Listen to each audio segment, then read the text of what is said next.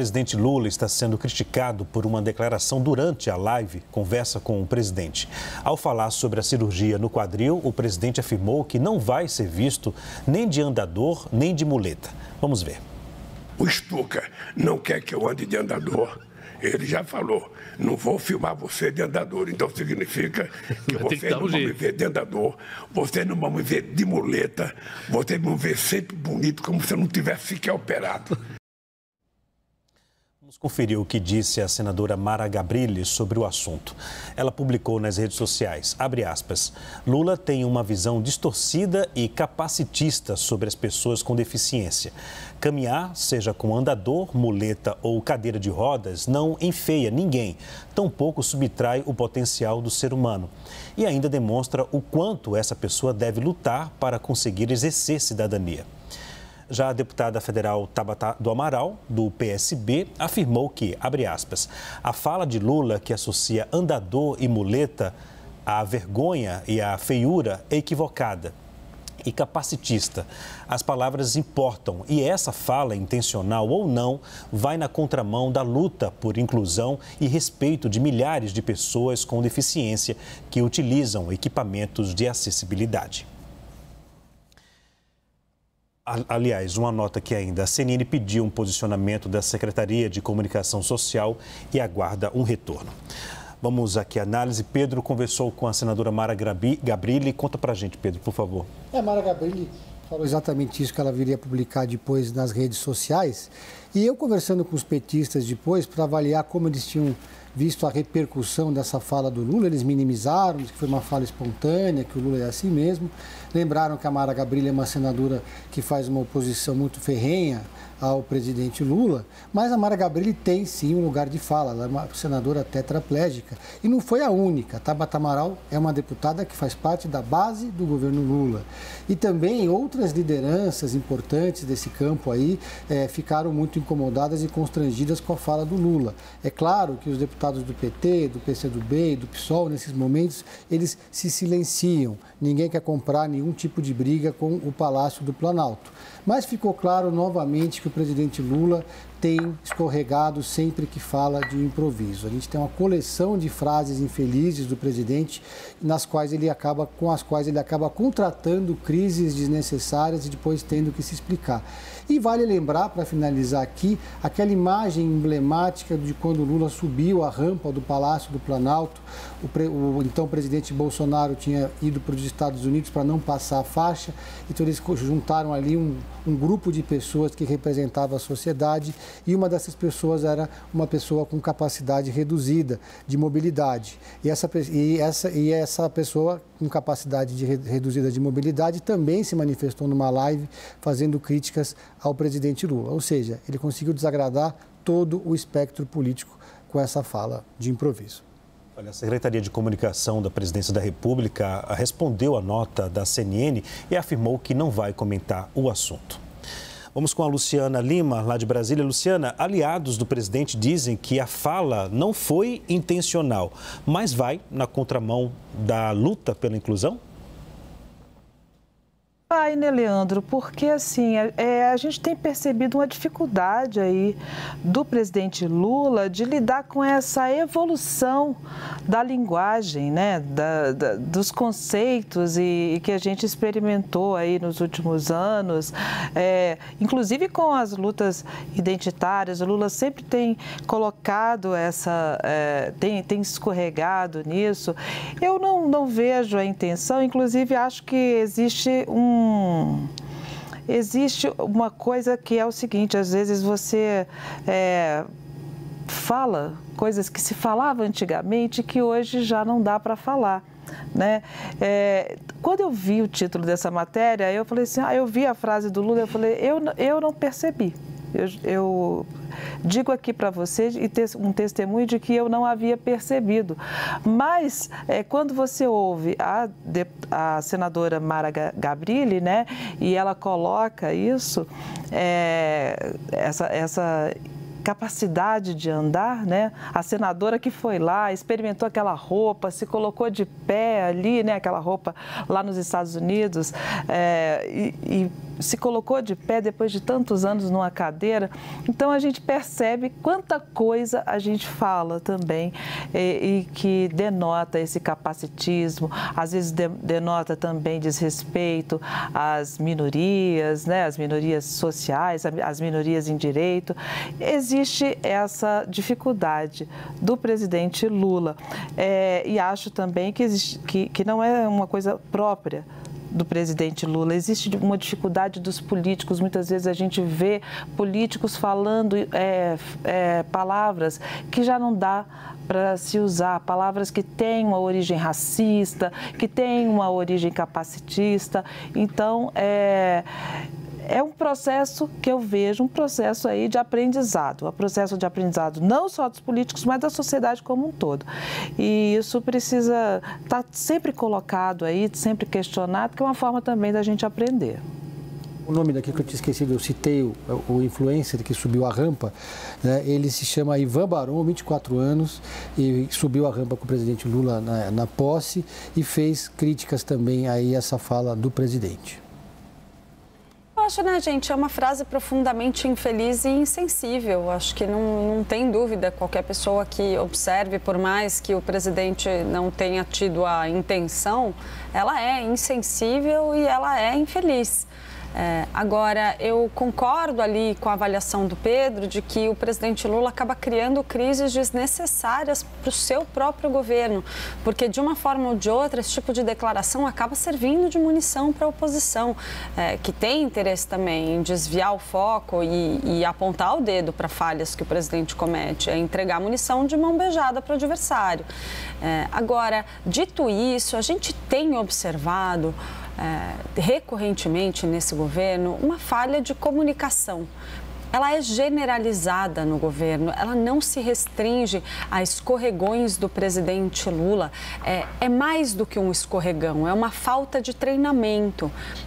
Quem entende um pouco ali, domina um pouco esse conceito de treinamento de comunicação, sabe que uma figura como um presidente da República deveria ser submetida a reciclagens periódicas e ser sempre orientado com esse tipo de questão. No caso do programa que estava sendo veiculado, onde essa fala aconteceu, mas não só a Luciana, todo mundo ali parece não ter percebido. As pessoas que estavam ali em volta, tinha um apresentador conversando com o presidente da República, há uma equipe de edição, isso passou batido até ser veiculado, até ir para o ar. Ninguém notou, ninguém percebeu, ninguém se manifestou. A gente tem visto isso acontecer. Existe uma falha no treinamento, na política de comunicação do governo, de abrir brecha para esse tipo de coisa. E isso a gente vê acontecer com frequência. Falta uma política mais consistente, um treinamento e uma orientação melhor para o presidente da República, na minha opinião. Mas vocês pegam no pé do Lula, hein? Hein? Vocês pegam no pé do Lula, hein? Porque... Deixe-me acrescentar, por favor. Não, mas ele é presidente da República. Deixe-me acrescentar aqui. Ele merece. Olha, frases e palavras ditas por um presidente da República têm mais peso. Isso é fato, né? E lives de forma informal, ou seja, falar de forma informal, é um campo para deslizes, Hélio? Eu acho que eu costumo usar o princípio da caridade. Você interpreta... Quem usa esse princípio interpreta o que a pessoa quis dizer na melhor interpretação possível e não na pior interpretação possível. Eu acho que essa frase do presidente Lula estava falando mais da autoestima dele do que propriamente de capacitismo, etc. Ele não quer, ele vai vaidoso, não quer aparecer numa foto de muleta, de cadeira de rodas. Ele sabe que a imagem política dele depende de passar essa imagem de fortão e tal, né? Poderia virar meme uma foto com cadeira de rodas, que não tem problema nenhum. Aliás, todos nós vamos usar em algum momento muletas, cadeira de rodas, está tudo certo isso. Mas eu estou interpretando o que ele quis dizer nessa ótica, né? E o que está acontecendo aqui, Leandro, é que é uma divisão na esquerda. A nova esquerda, essa esquerda que gosta da ideologia de gênero, das pautas identitárias, ela muitas vezes, não estou dizendo que se refere só aqui a esse caso, mas ela usa a questão da ofensa como uma forma de cancelar o adversário, de calar o adversário, de constranger o adversário. Isso passa a ser uma arma. E o Lula é da velha esquerda sindical que não pensa assim. Então está havendo um choque entre o que a esquerda atual, canceladora, etc., gosta de fazer e a fala do presidente Lula. Agora, o Lula, sincerão, como disse o Pedro, quando ele fala de improviso, ele mostra realmente o que ele é. E ele é preconceituoso. A gente sabe as frases que ele já falou sobre as feministas, a gente já sabe as frases que ele falou sobre aquela cidade lá do Rio Grande do Sul, né? Então, a gente sabe como o Lula pensa. E ele sabe também, ele sabe que muita gente está dizendo que ele não tem mais o desempenho no discurso como ele tinha nos mandatos deles anteriores. Então, portanto, ele quer se proteger. Eu acho que é isso, ele não estava querendo ofender ninguém, a meu juízo. Mas aquela imagem, depois que ele subiu a rampa, muita gente esperava que ele tivesse uma conexão maior com uma agenda identitária, inclusive no Congresso Nacional, nos discursos, etc. Ele fez um discurso exaltando a participação dos negros, depois ensaiou, ventilou que poderia escolher uma mulher negra para o STF, não escolheu. Agora fez essa fala. Então isso também é emblemático desse momento político do presidente Lula no Congresso Nacional, de se ser omisso, completamente omisso com essa ofensiva contra todas as agendas identitárias que estão acontecendo no Congresso, né? Eu não gosto também de acabar dando mais munição para a oposição fazer um barulho maior sobre esse tema, mas ainda assim, eu acredito, ele é presidente da República. As palavras de um presidente da República, como o Leandro estava falando aqui, elas têm força, elas impactam em grupos nos quais não necessariamente o presidente se insere. Por isso que eu falo, eu não descreveria a fala do presidente como preconceituosa, porque eu não acho que a intenção dele era expressar nenhum tipo de preconceito, mas é uma fala profundamente insensível. Falta empatia, de se colocar no lugar de outras pessoas que são governadas por ele. É diferente se eu deixasse escapar uma frase dessas. O efeito é diferente se eu estou falando na minha vida privada, ou se o próprio presidente falasse, é diferente. Ele é um presidente da República, a simbologia disso é muito grande. E entendo que figuras como a senadora Mara Gabrilli possa ter se incomodado. Ela está no seu direito também, então a crítica é passível. Deixa-me ouvir rapidinho, também, Luciana, né? Por favor. E tem uma coisa também, né, Clarissa? Do Lula, a gente espera já, o Pedro está lembrando aí essa cena, né? Do Lula, a base eleitoral dele espera que ele tenha um comportamento politicamente correto, né? Lembra que a gente tinha aí um presidente que falava que era o fim do politicamente correto. Até em contraposição a essa posição do Bolsonaro, a gente espera do Lula que ele seja, então, politicamente correto, né? Quantas vezes nós já não falamos aí daquela situação do Bolsonaro imitando uma pessoa agonizando, né? Na época da Covid. Então, do Bolsonaro era esperado, do Lula a gente não vai cobrar? Tem que cobrar aí uma correção de rumo nessa comunicação. E vaidade é para quem tem, é para a pessoa física, né? O presidente da República, a gente espera responsabilidade com o que fala. Silêncio agora na bancada. Não posso falar. É que eu acabei de falar. Se aponta para mim, eu falo. Não tem essa, não. Não, eu acho que essa coisa que eu estava falando antes, Leandro, de a ofensa ser usada como uma arma, mudando um pouquinho o tema. Hoje em dia, né, imagina, as pessoas percebem que há poder em se sentirem ofendidas, porque aí você acusa o próximo. Mas se a sociedade fosse rodar, ou for rodar, porque agora eu já estou com medo dessa turma aí, for rodar com base na suscetibilidade desses mimizentos de sempre, eu não estou dizendo que seja um tema aqui, não, estou falando em geral aqui, mudei de tema. Mas se a sociedade for rodar com base na suscetibilidade dos mimizentos, nós estamos ferrados, porque vai ser a forma de calar qualquer discurso. Sempre vai ter alguém ofendido com alguma coisa. Não, eu estou ofendido, você não pode falar isso. Esse é o perigo que a gente está correndo. E a esquerda, que sempre, tradicionalmente, a esquerda lá de trás, tradicional, que sempre defendeu a liberdade de expressão, é a primeira agora que está usando essa arma para calar o discurso dos oponentes.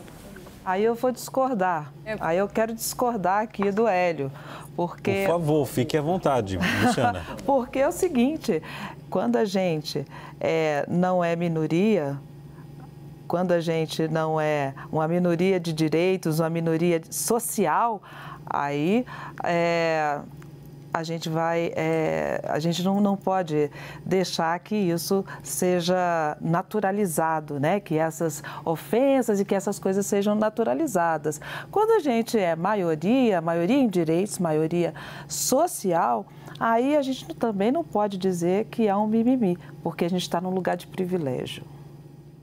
Eu queria só fazer um adendo de como eu acho que tem um problema de comunicação, é a resposta do Palácio do Planalto, né?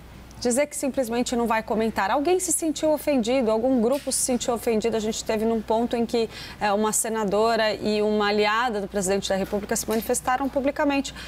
Não precisa o presidente ir a público, se desculpar se ele achar que não era... Mas poderia, essa nota, a resposta enviada pela comunicação do governo poderia ter sido diferente. Poderia ter sido, olha, a intenção do presidente não foi essa, pede desculpas, pronto, acabou, enterra o assunto. Mas não. Eu acho o seguinte, só para polemizar um pouquinho mais, injúria é injúria e o Código Penal está aí para punir a injúria. Mas o direito de não ser ofendido pelo que alguém fala não deveria se tornar lei ou virar algo nas normas, no ordenamento jurídico brasileiro. Porque senão você está dando poder justamente para qualquer um ser ofendido o tempo inteiro. Você está dando poder para essa pessoa. Nós estamos em um outro momento, como a Luciana falou no início da fala dela, né, que, sobretudo, em algumas regiões, uma geração fala de uma forma, né, que hoje até a geração mais nova vai falar, olha, não fala assim, não pega muito bem, é melhor falar desse jeito, daquele outro. Algo que, às vezes, até eu me surpreendo quando eu chego e, na região Nordeste, sobretudo, Luciana, a gente tem que tratar o senhora, senhor, para qualquer um, né? E, às vezes, quando há uma pessoa que não tem tanta idade, a gente trata de senhora, um pronome de tratamento, a pessoa às vezes não gosta, né? Eu estou somente me referindo a uma questão da pessoa, não me chame de senhora, porque faz uma referência à idade, né? Mas até então, lá atrás, em uma outra geração, o uso do pronome de tratamento era um respeito, antes de tudo, a uma pessoa que tem um pouco mais de idade do que você. Mas na direção contrária, na outra ponta, né, a idade não pode ser justificativa para a perpetuação do preconceito, porque se for assim, piadas racistas sobrevivem pela idade de quem as faz, piadas com preconceito de cor, de raça, de gênero, tudo isso passa a ser permitido pela idade. Então, eu acho que cabe a crítica, mas eu não acho que é o caso também de se fazer mais desse tema do que deveria ser. Já que estamos de uma nova geração, né?